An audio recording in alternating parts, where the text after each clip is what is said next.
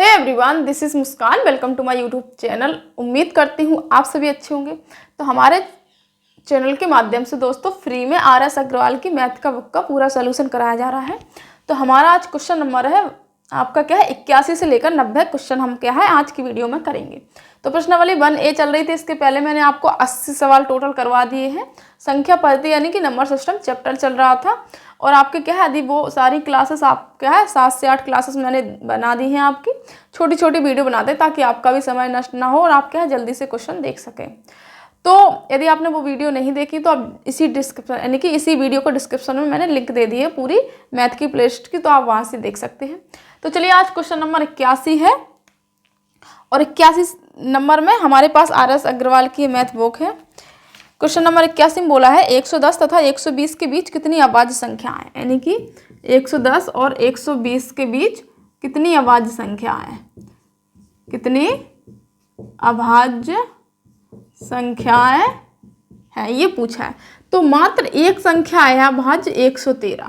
ठीक है, अब देखो 110 के बाद मतलब 110 के बाद 111, 112 और 113, 114, 115, 116, 117, 118, 119 और 120। तो ये सारी संख्याएं किसी ना किसी से कटती हैं। सारी संख्याएं किसी ना किसी ये 2 से कटती है, 17 सत्ते 119 17 से कटती है, ये 3 से कटती है, ये भी कटती है, 4 से कटती है, 3 से कटती है। ठीक है, मात्र ऐसी संख्या ये 2 से कटती है, ये आपकी क्या 3 से कटती है, ये हमारी 5 से भी कटती है, 2 से भी। मात्र हमारी 113 एक ऐसी संख्या जो किसी से भी नहीं कटती है। तो इसका यही उत्तर हो जाएगा, यानी कि 81 का हो जाएगा आपका ऑप्शन नंबर AB, यानी कि मात्र एक संख्या है। तो ये नहीं पूछा 113, इसमें पूछा कितनी संख्या है, तो एक संख्या है, कितनी एक संख्या। तो इसका ऑप्शन हो जाएगा 1, यानी कि ऑप्शन नंबर B में क्या है 1। क्वेश्चन नंबर 82 में कहा है कि निम्नलिखित में से कौन सी संख्या एक अभाज्य संख्या है। देखो ऑप्शन नंबर A में है 161, तो ये 7 से कट जाती है पूरी, तो ये हमारी क्या है अभाज्य संख्या नहीं है। ठीक है, फिर उसके बाद ऑप्शन नंबर B में है, इसमें ऑप्शन नंबर B में क्या लिखा है 221, ये भी कट जाती है 221, ये भी हमारी क्या है 13 से कट जाती है, तो ये भी नहीं है। ऑप्शन नंबर C भी कट जाती है 437, तो ये भी नहीं है, यानी कि तो हमारी 373 कितनी है, तो हमारे 373 एक ऐसी संख्या है जो किसी से भी नहीं कटती। तो इसका ऑप्शन नंबर हो जाएगा आपका C। ठीक है, ऑप्शन नंबर C, वो संख्या किसी से भी नहीं कटती। अब आते हैं क्वेश्चन नंबर, फटाफट इसलिए सॉल्व करा रहे हैं ताकि आपको क्या है दिक्कत ना हो। क्वेश्चन नंबर 83 में बोला है कि प्राकृतिक संख्या n के लिए n की पावर q माइनस n सर्वदा किस बड़ी से बड़ी संख्या से व्यक्त होगा। बड़ी से बड़ी पूछा है, तो n की पावर q माइनस n। अगर हम n का मान यहाँ पर 1 2 3 ऐसे रख के देखेंगे, सबसे पहले हम 1 रखेंगे n का मान, तो n का मान क्या रखेंगे 1 रखने पर। ठीक है, तो 1 की पावर q माइनस 1 की पावर कुछ नहीं है, तो यहाँ पर 1 माइनस 1 यानी कि 0 आ जाएगा। इससे पता नहीं चला। n की पावर हम 2 रख के देते हैं, तो 2 का q माइनस 2 का q 8 होता माइनस 2 यानी कि आ जाएगा 6। ठीक है, यह आया 0, यह आया 6। अब 3 रखते हैं n की पावर हम क्या रखते हैं 3, तो 3 की पावर q हो जाएगा और 3, ये 27 माइनस 3 यानी कि 24। ठीक है, तो आप हमें एक चीज़ बताओ, इसमें भी 6 गुणित 1 है, इसमें भी 6 गुणित 4 है। तो इसमें ये पूछा है कि n का मान सबसे बड़ा कौन सा होगा।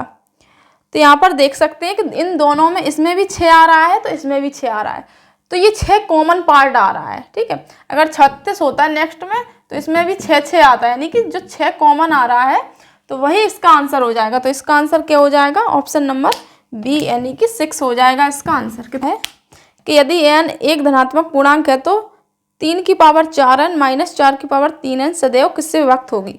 अब देखो 3 की पावर कितना है 4n और 4 की पावर कितना है 3n, एक है ये इक्वेशन। इसमें हम n का मान रखते हैं सबसे पहले 1, तो 3 गुण n का मान 1 रखा, 3 की पावर 4 गुणित 1 माइनस 4 की पावर 3 गुणित 1, तो 3 की पावर 4 माइनस 4 की पावर 3, 3 की पावर 4 होता है 81, 4 की पावर 3 होता है 64, घटाएंगे 11 में से 4 गया 7 बचा, आंसर लगा 1, यानी कि उत्तर आया 17।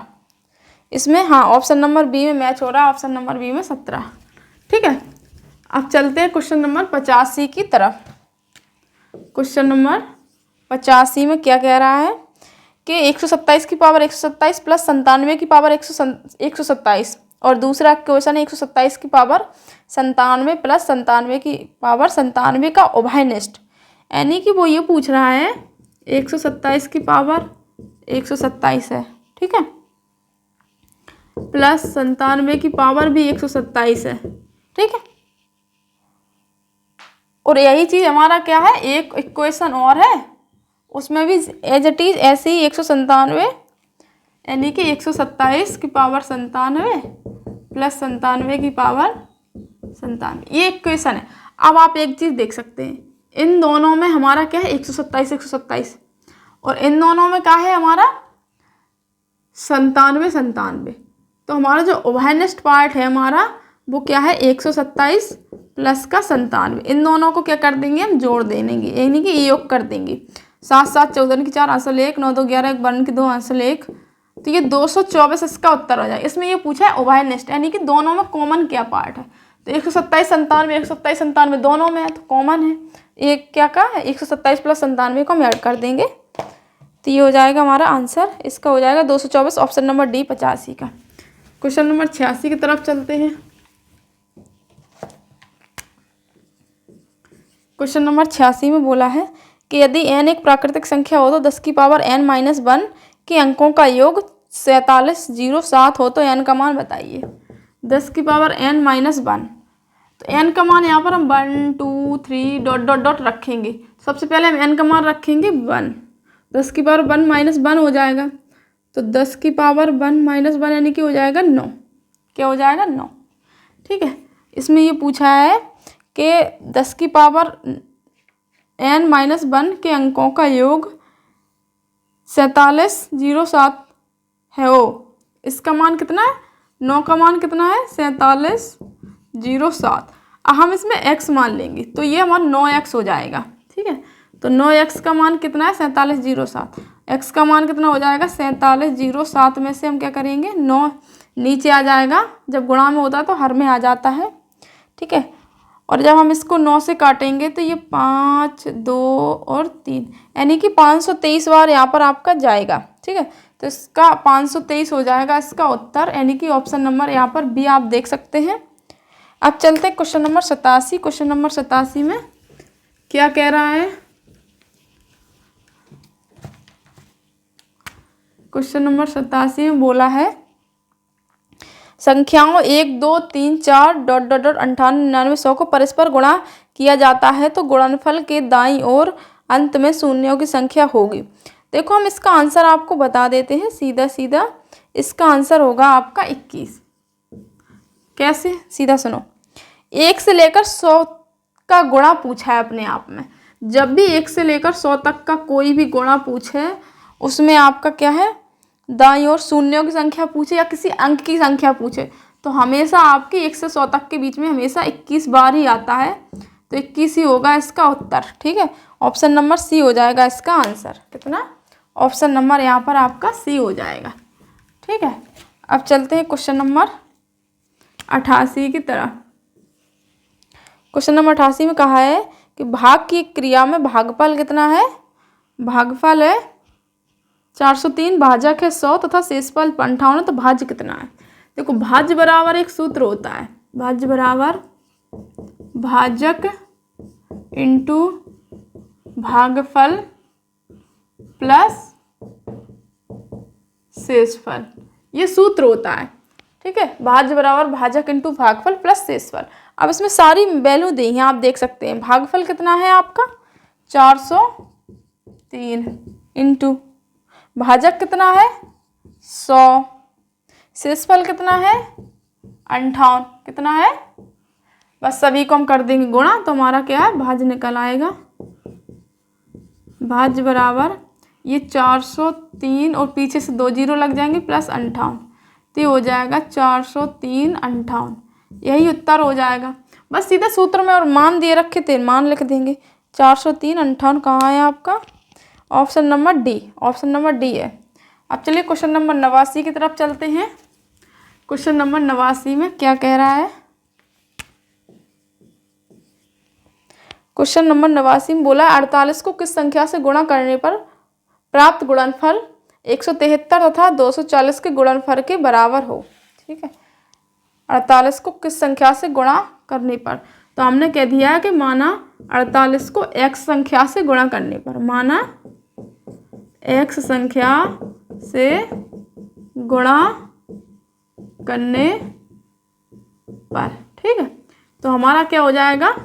48 x हो जाएगा। हमने 48 को एक संख्या से गुणा, प्राप्त गुणनफल 173, जो प्राप्त इसका गुणनफल है वो 173 और 240 का ये मल्टीपल है। ये आपका क्या सूत्र दिया है, मतलब एक क्वेश्चन ऐसा बताया है कि 48 को हम किस संख्या से गुणा करें, तो 48 को x से गुणा करें, जिसके लिए हमारा 173 इंटू 240 बन जाए। तो हम यहाँ से x का मान निकाल लेंगे, 173 इंटू 240।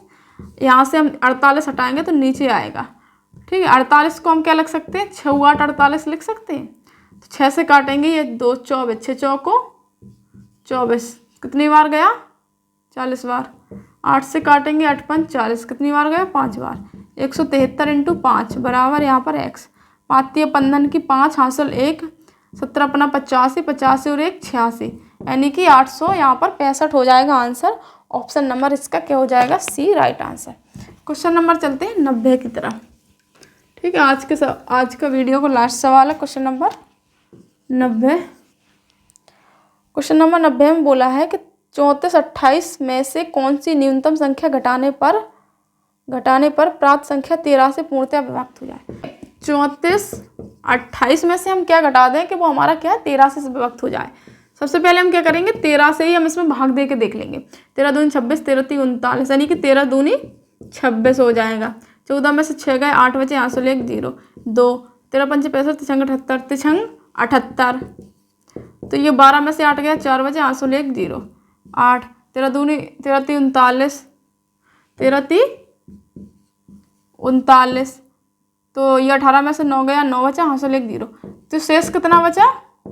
शेष बचा यहाँ पर आपका 9, यानी कि 34 28 में से यदि हम अगर 9 हटा दें तो हमारी पूरी संख्या क्या है? ये 13 से विभक्त हो जाएगी। तो इस प्रकार से इसका उत्तर हो जाएगा x के बराबर 9। इसमें यही तो कहा गया था, देखो 34 28 में से कौन सी न्यूनतम संख्या घटाई जाए। 34 28 में से कौन सी न्यूनतम संख्या घटाई जाए कि यह जो संख्या मिली वो 13 से विभक्त हो जाए। तो ये संख्या यानी कि x का मान यहाँ पर 9 निकला था। मैंने क्या किया था? 13 को सबसे पहले 34 28 में से हमने क्या भाग दे दिया था, शेषफल 9 बचा।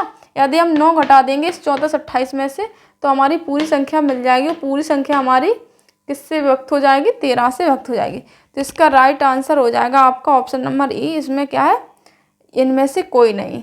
तो चलिए दोस्तों, आज हमारे क्वेश्चन नंबर 90 तक हो गए। वीडियो कैसी लगी? उम्मीद करती हूँ वीडियो अच्छी लगी। वीडियो को लाइक एंड आप चैनल को सब्सक्राइब करके जुड़ सकते हैं हमसे फ्री में RS अग्रवाल की मैथ का सोल्यूशन देखने के लिए। चलिए मिलते हैं नेक्स्ट वीडियो में, तब तक अपना ध्यान रखें। जय हिंद, जय भारत।